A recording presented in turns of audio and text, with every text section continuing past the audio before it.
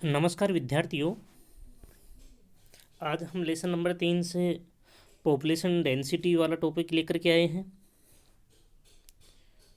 देखिए, इस टॉपिक में क्या है कि अच्छे से एक्सप्लेन करने के लिए मैंने इसमें एक तो जो आपकी पाठ्य पुस्तक है उससे लगभग दुगना मैटर मैंने इसमें मेंशन किया है। साथ में ही एक चीज़ मैं और क्लियर कर दूं कि इसमें कुछ कुछ जगह मैंने चीज़ों को संशोधित भी किया है, मॉडिफाई तरीके से उनको अच्छे से समझने के लिए, अच्छे से एक्सप्लेन करने के लिए मैंने उनको कुछ परिवर्तित भी किया है। तो आपको बिल्कुल भी तनाव नहीं लेना है, क्योंकि ये टॉपिक बहुत ही कॉमन प्रकार का टॉपिक होता है बोर्ड एग्जाम में, है ना। तो कभी कभी क्या होता है, जैसे अभी 2020 का जो पेपर लगा है उसमें बिल्कुल छोटे छोटे क्वेश्चंस जो कॉमन वन लाइन क्वेश्चंस के रूप में आए हैं, एक एक नंबर के आए हैं, दो दो नंबर के आए हैं, बहुत सीधे सीधे कॉमन क्वेश्चन आए हैं, ठीक है ना। तो कभी कभी क्या होता है कि बोर्ड एग्जाम में कॉमन क्वेश्चन भी एग्जामिनर डाल देता है, ठीक है ना। तो उसी पर्पज़ से आज यहाँ पे हम पढ़ने वाले हैं। यहाँ पे सिर्फ और सिर्फ आज के इस लेसन में हम इस टॉपिक में हम इस लेसन के टॉपिक में एक तो हम जनसंख्या घनत्व क्या है, पॉपुलेशन डेंसिटी हम कहें तो किसे कहें, ठीक है ना। एक तो इस चीज़ के बारे में पढ़ेंगे, साथ में ही जनसंख्या घनत्व जो है उसके कितने प्रकार हैं। तो यहाँ पे 5 प्रकार जनसंख्या घनत्व के हम पढ़ने वाले हैं, ठीक है ना। तो जो है वो देख लेते हैं अभी। जनसंख्या घनत्व, ये कॉमन क्वेश्चन बनता है बोर्ड एग्जाम में। जनसंख्या है और घनत्व है, किसका घनत्व देख रहे हैं हम, जनसंख्या का। हर जनसंख्या घनत्व भी होता है ना। और जैसे जनसंख्या घनत्व में क्या होता है कि टू डायमेंशनल होते हैं। टू डायमेंशनल मतलब दो आयाम पढ़ते हैं, लंबाई और चौड़ाई के आधार पर जो भी हम वर्ग बनेगा उसके आधार पर हम जनसंख्या घनत्व को मेंशन करते हैं, पढ़ते हैं, ठीक है ना। जनसंख्या वितरण व जनसंख्या घनत्व एक दूसरे के समरूप हैं, एक तो ये कॉमन बात है। मतलब हम इनको इंटर रिलेटेड संबंध के रूप में पढ़ सकते हैं, एक दूसरे से ये संबंधित है, ठीक है ना। जनसंख्या घनत्व अगर किसी क्षेत्र विशेष का अधिक होगा तो जाहिर सी बात है वहाँ पे जनसंख्या वितरण भी अधिक है। अगर किसी क्षेत्र विशेष का जनसंख्या वितरण कम है तो जाहिर सी बात है वहाँ पे जनसंख्या घनत्व भी कम होगा। तो ये एक दूसरे से रिलेटिव है, ठीक है ना। समरूप पढ़ते हैं इन दोनों को एक रूप से। अर्थात जनसंख्या वितरण के माध्यम से जनसंख्या घनत्व का बोध होता है। जनसंख्या वितरण के आधार पर हम जनसंख्या घनत्व का अनुमान लगा लेते हैं। अर्थात किसी क्षेत्र विशेष में कुल जनसंख्या का भार, किसी भी क्षेत्र विशेष में कुल जनसंख्या का जो भार है, दबाव है, कुल क्षेत्रफल के ऊपर ज्ञात किया जाता है।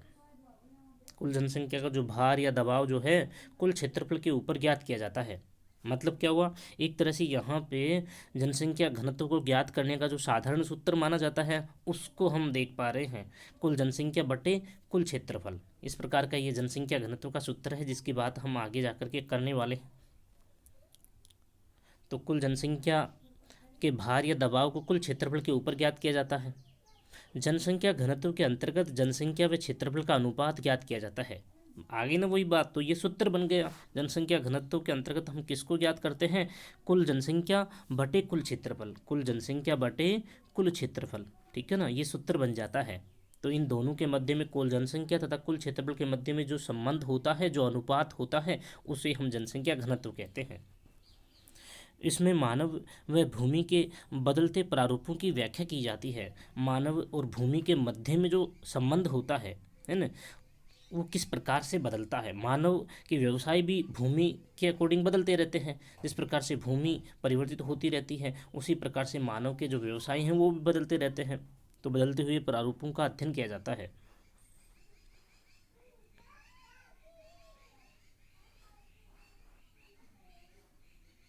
जनसंख्या घनत्व से तात्पर्य, अब देखिए डेफिनेशन, जो बोर्ड एग्जाम में जब आपसे ये पूछा जाए कि जनसंख्या घनत्व किसे कहते हैं तो डेफिनेशन आप यहाँ से लेंगे।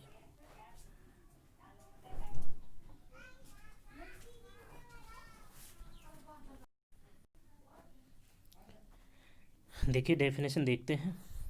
किसी क्षेत्र विशेष में प्रति एक वर्ग किलोमीटर में, स्क्वायर की बात हो रही है, वर्ग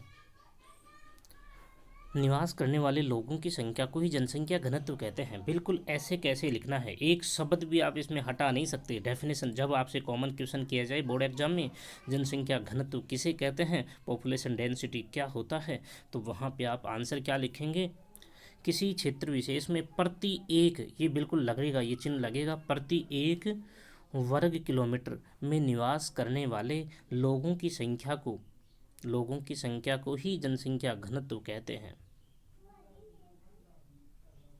मतलब ये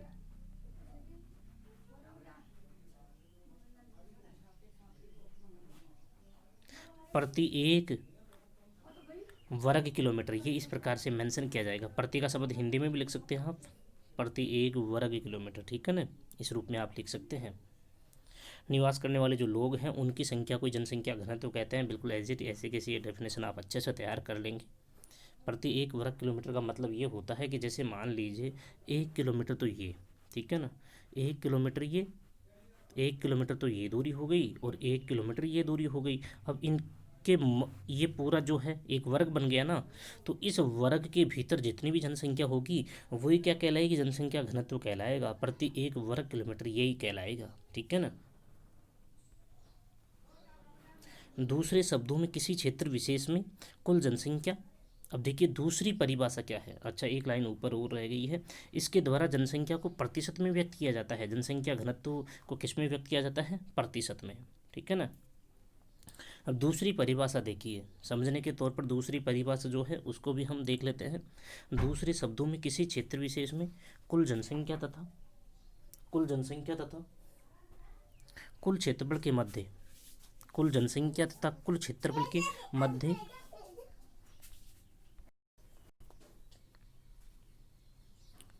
कुल जनसंख्या तथा कुल क्षेत्रफल के मध्य पाए जाने वाले अनुपात को ही जनसंख्या घनत्व कहते हैं। ये परिभाषा भी आप वहाँ पे लिख सकते हैं। जब आपसे ये पूछा जाए ना कि जनसंख्या घनत्व किसे कहते हैं, तो पहली परिभाषा जो है ऊपर दी गई है वो लिखें, उसके बाद में अर्थार्थ के रूप में लगा करके आप ये भी मेंशन वहाँ पे कर सकते हैं।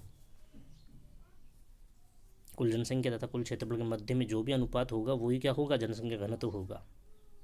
जनसंख्या घनत्व के माध्यम से किसी भी देश के आर्थिक विकास के स्तर को ज्ञात किया जा सकता है। आर्थिक विकास का जो स्तर है उसको भी हम जनसंख्या घनत्व के माध्यम से ज्ञात कर सकते हैं तथा इसके माध्यम से जनसंख्या व प्राकृतिक संसाधनों के मध्य संतुलन को बनाए रखने का प्रयास किया जाता है। मतलब हम जनसंख्या घनत्व का अध्ययन क्यों करते हैं, हम जनसंख्या घनत्व का अध्ययन इसीलिए करते हैं कि आपने देखा होगा प्रति 10 वर्ष पर हम जनगणना करवाते हैं। जनगणना करवाने का औचित्य यही तो होता है कि इतनी जनसंख्या जब इतने वर्षों में बढ़ जाएगी तो इस बढ़ी हुई जनसंख्या के लिए कितने संसाधनों की आवश्यकता होगी। तो मतलब जो जनसंख्या है और प्राकृतिक जो संसाधन है, मतलब नेचुरल जो रिसोर्सेज हैं, उनके मध्य में संतुलन को बनाए रखने के लिए ही हम जनसंख्या घनत्व का अध्ययन करते हैं। अब देखिए यहाँ पे जनसंख्या घनत्व के जो प्रकार हैं, टाइप ऑफ पॉपुलेशन डेंसिटी जो है उसकी हम बात कर लेते हैं। तो यहाँ पे 5 प्रकार जनसंख्या घनत्व के दिए गए हैं, जिनमें लगभग मैंने थोड़ा सा मॉडिफाई भी किया है, साथ में ही मैंने कुछ मैटर को बढ़ा भी दिया है, ठीक है ना। तो वो सिर्फ अच्छे से एक्सप्लेन करने के कारण ही मैंने ऐसा किया है। व्यक्ति तथा भूमि के मध्य पाए जाने वाले संबंधों के बदलते प्रारूपों को इसके माध्यम से ज्ञात किया जाता है। व्यक्ति मतलब जनसंख्या तथा भूमि के मध्य में जो भी संबंध होते हैं उन बदलते हुए संबंधों को ज्ञात किया जाता है जनसंख्या घनत्व के माध्यम से। भिन्न भिन्न देशों में जनसंख्या तथा क्षेत्रफल के मध्य पाए जाने वाले अनुपात का आकलन भिन्न भिन्न प्रकार के घनत्वों के द्वारा ज्ञात किया जाता है। अब देखिए इसमें क्या होता है कि सभी देशों में जनसंख्या घनत्व को ज्ञात करने के जो सूत्र होते हैं ना वो एक जैसे नहीं होते हैं, अलग अलग सूत्रों को काम में लिया जाता है। जनसंख्या तथा क्षेत्रफल के मध्य जो भी अनुपात होगा उसका जो आकलन है वो भिन्न भिन्न प्रकार के घनत्वों के द्वारा ज्ञात किया जाता है। तभी तो ये 5 प्रकार बन गए ना। अगर एक ही सूत्र होता तो सभी देशों में उसी सूत्र से जनसंख्या घनत्व ज्ञात कर लिया जाता, लेकिन सब अलग अलग देशों में अलग अलग प्रकार के जनसंख्या घनत्व को ज्ञात करने के सूत्रों को काम में लिया जाता है, उनकी हम बात कर रहे हैं। सबसे पहले जो साधारण सा जो सूत्र माना जाता है गणितीय घनत्व, जिसकी बात हम ऊपर भी कर चुके हैं। मतलब अगर हम जनसंख्या घनत्व को परिभाषित करना चाहते हैं तो जनसंख्या घनत्व को बहुत ही सटीकता के साथ में परिभाषित करने वाला जो सूत्र माना जाता है तो वास्तव में वह तो गणितीय घनत्व ही माना जाता है ना, जिसकी हम बात कर रहे हैं। इसके माध्यम से कुल जनसंख्या तथा कुल क्षेत्रफल के मध्य पाए जाने वाले अनुपात को ज्ञात किया जाता है। कुल जनसंख्या तथा कुल क्षेत्रफल के मध्य पाए जाने वाले अनुपात को ज्ञात किया जाता है गणितीय घनत्व से, और इसी के बारे में हम ऊपर भी बात कर चुके हैं। अर्थात इसके आकलन से कुछ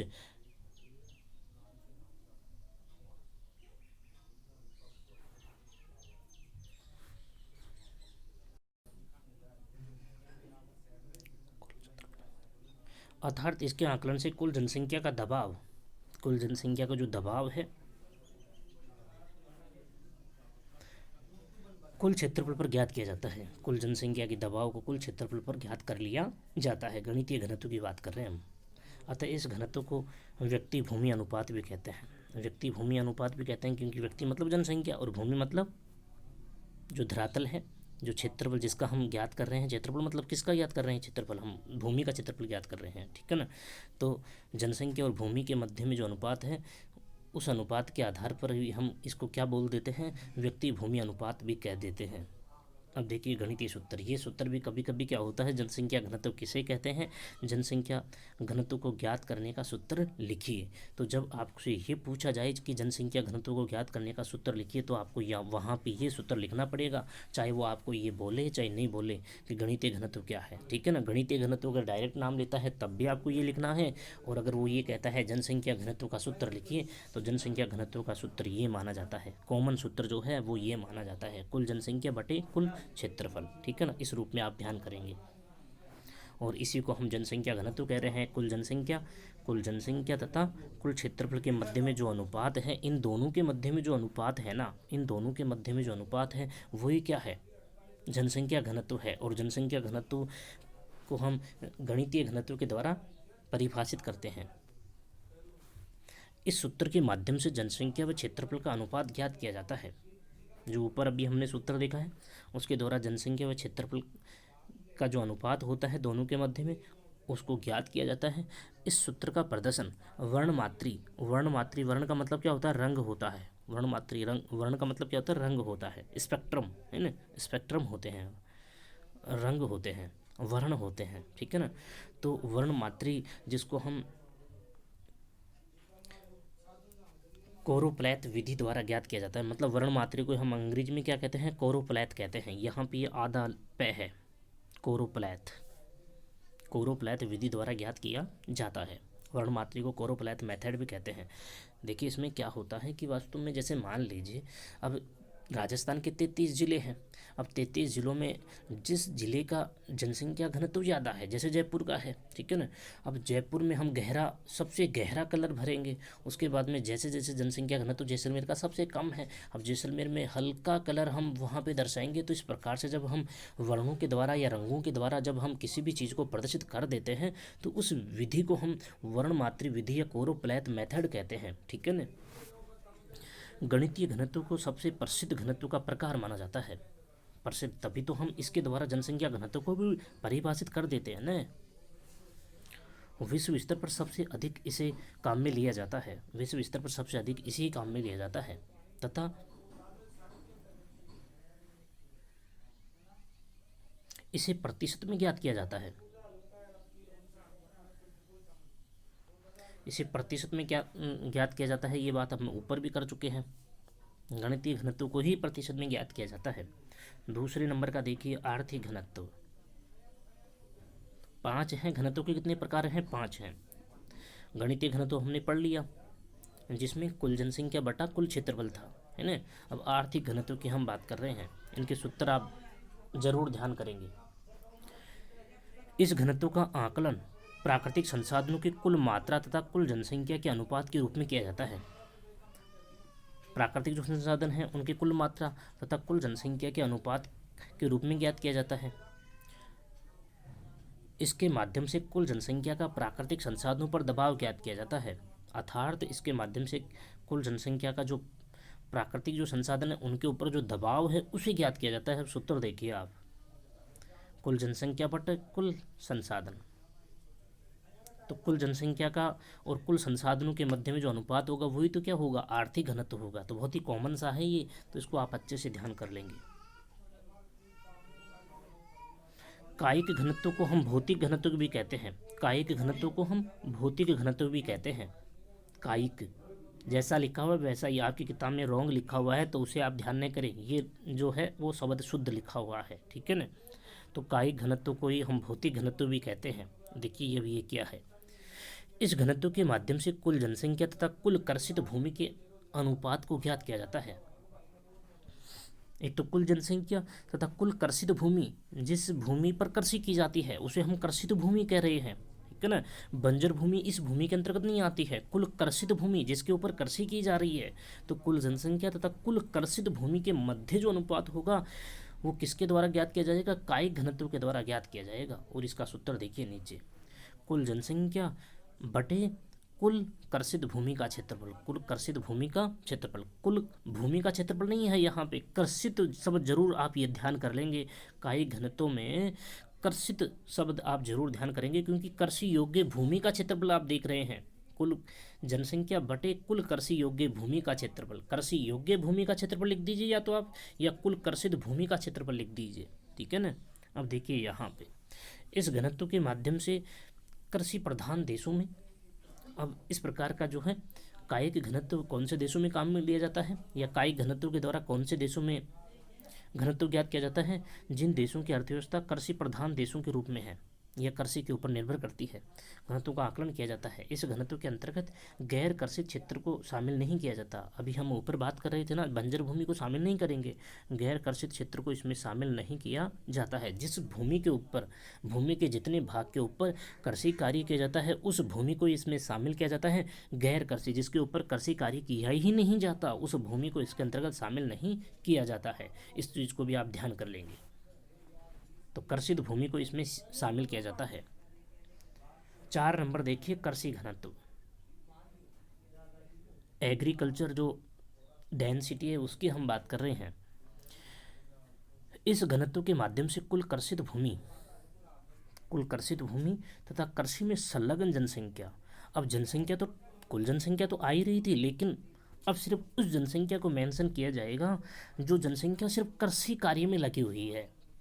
कृषि में सिर्फ, किसमें, कुल जनसंख्या नहीं है यहाँ पे, कृषि में लगी हुई जनसंख्या को इसमें मेंशन किया जाएगा।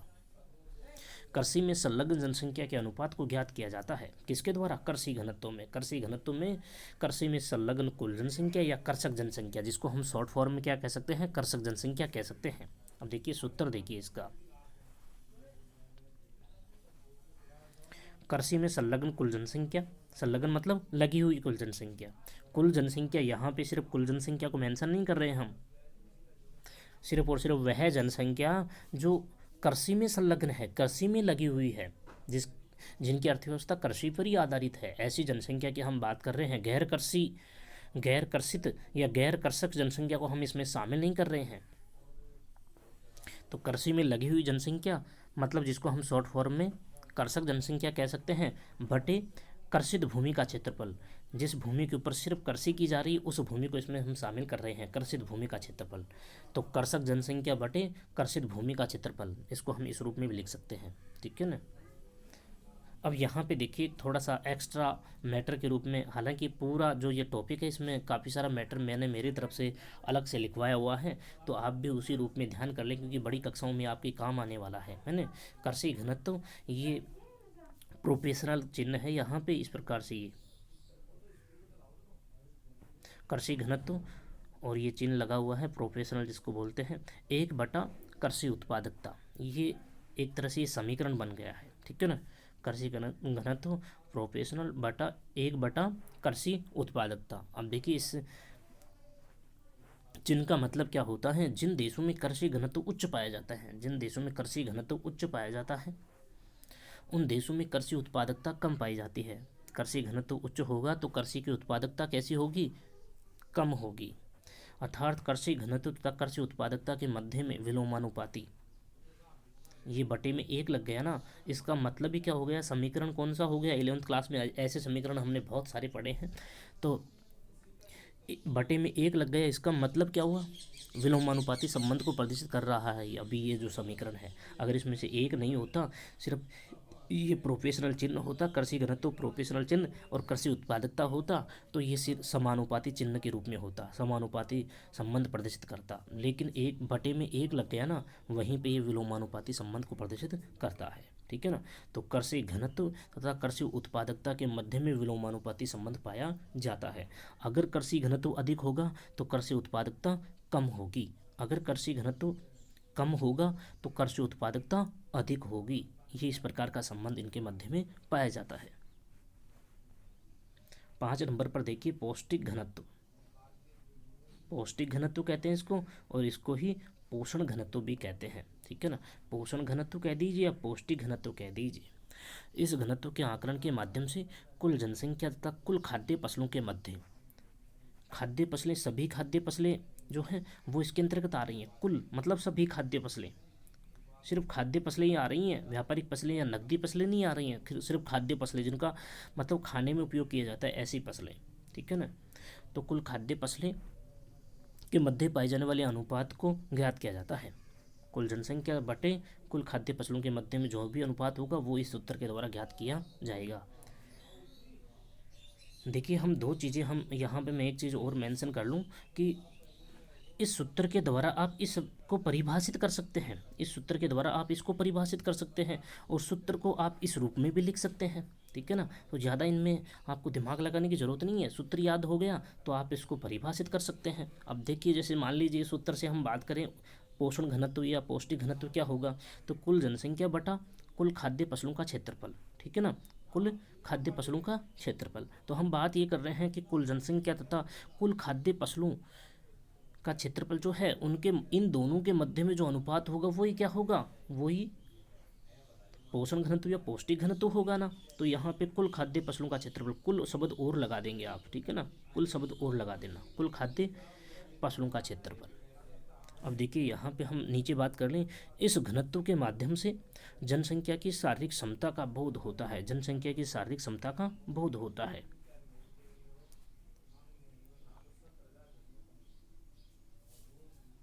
शारीरिक क्षमता का बोध होता है मतलब दुबले पतले होंगे। अगर पौष्टिक घनत्व उच्च होगा या पोषण घनत्व उच्च होगा तो वो देश डेफिनेटली अन्य देशों के ऊपर निर्भर करेंगे, है ना, अन्य खाद्य पदार्थों के लिए अन्य देशों के ऊपर निर्भर करेंगे। अगर खाद्य या पोषण घनत्व कम है, खाद्य या पोषण घनत्व कम है तो वो देश अन्य देशों के ऊपर निर्भर नहीं करेंगे खाद्य पदार्थों के लिए, ठीक है ना। तो शारीरिक क्षमता का बोध होता है तथा जिन देशों का पोषण घनत्व उच्च है, अगर उच्च है तो वे देश खाद्य पदार्थों के लिए अन्य देशों पर निर्भर करेंगे, निर्भर होते हैं, ठीक है ना। अगर निम्न है तो फिर वो निर्भर नहीं करेंगे, ठीक है ना। तो ये इस प्रकार का विवरण है, बहुत ही कॉमन सा है। आप इनके सूत्र देखिए, इनको सूत्र के द्वारा आप जो घनत्व के जो प्रकार हैं उनको आप परिभाषित कर सकते हैं, साथ में ही आप सूत्र को अच्छे से इसी प्रकार से आप ध्यान कर लेंगे, ठीक है ना। सूत्र को ध्यान कर लेंगे, 5 जो प्रकार है उनको आप अच्छे से ध्यान कर लेंगे, साथ में ही 5 जो प्रकार हैं उनके नाम आप जरूर ध्यान कर लें। देखिए हमने क्या क्या बात की है, सबसे पहले हमने गणितीय जो घनत्व है उसकी बात की, उसके बाद में हमने आर्थिक घनत्व की बात की, उसके बाद में हमने कायिक घनत्व की बात की, उसके बाद में हमने कृषि घनत्व की बात की और 5वें नंबर पर हमने पोषण घनत्व की बात की है। तो इस प्रकार से आप इन 5 के नाम भी आप अच्छे से ध्यान कर लेंगे और साथ में ही सूत्र को भी आप अच्छे से ध्यान कर लेंगे। आगे की बात हम कल करेंगे।